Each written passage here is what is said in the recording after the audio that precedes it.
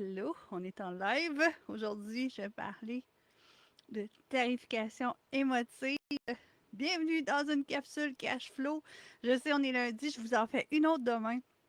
Dans mon groupe, la Société Secrète Élite, demain, je vais vous parler des deux choses principales qui définissent votre valeur.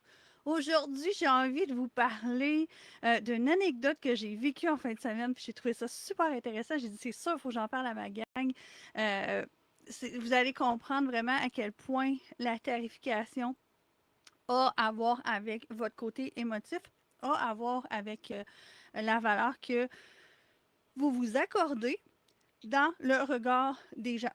Dans le regard des gens. Donc, ce que j'ai vraiment envie de vous rappeler aujourd'hui, c'est que si vous offrez quelque chose à quelqu'un à partir d'un service, un objet ou peu importe qu'est-ce que vous vendez, que ce soit des biens matériels ou des services, puis que vous faites une soumission à quelqu'un ou que vous lui présentez votre offre, puis la personne est comme pas confortable avec le prix ou qu'elle vous dit que c'est trop cher et tout ça, souvent, vous allez vous remettre en question.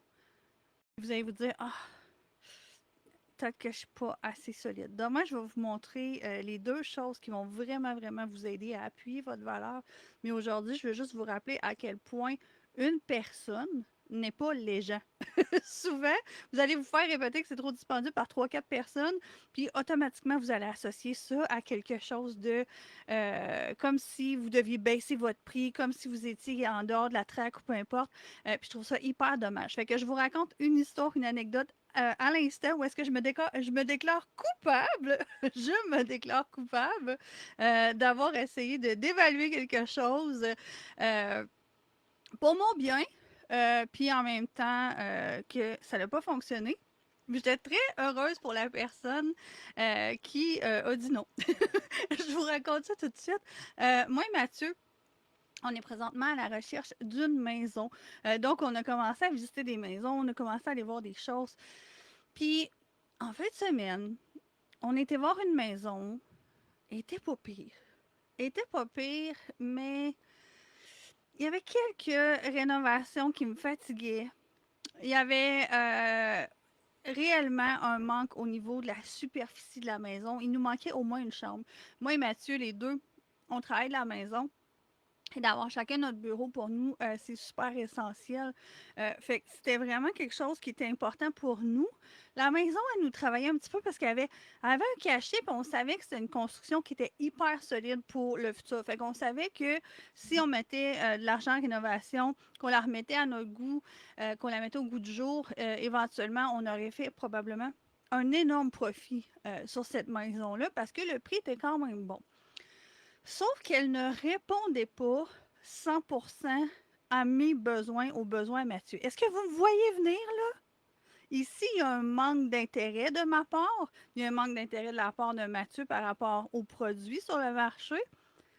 Puis, on s'est dit, qu'est-ce qu'on a à perdre d'offrir un petit peu moins?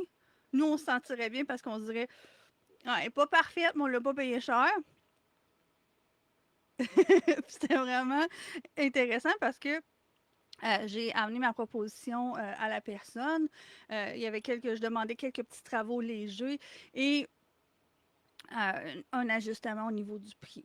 Euh, la personne est venue très, très raide. Elle s'est raidie. Elle n'a pas été raide avec nous, là. La personne, elle s'est raidie. Puis, j'ai senti qu'elle se sentait challengée par notre offre. Et tout de suite, elle a répondu, mais j'aurais pas de misère à la vendre, ma maison, là. Puis, j'ai fait un beau sourire.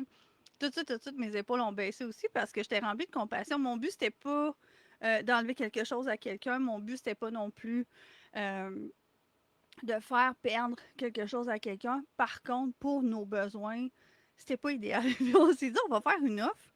Puis si la personne a dit oui, on est dans. Puis nous, on s'est dit, si la personne a dit oui, on est dans la merde. Parce que c'était pas 100% ce qu'on voulait. Fait que, vous me suivez jusque-là? Fait que vraiment, j'ai pris le temps de dire à la personne, je sais que tu vas la vendre ta maison. J'ai aucun doute là-dessus. Elle est vraiment géniale.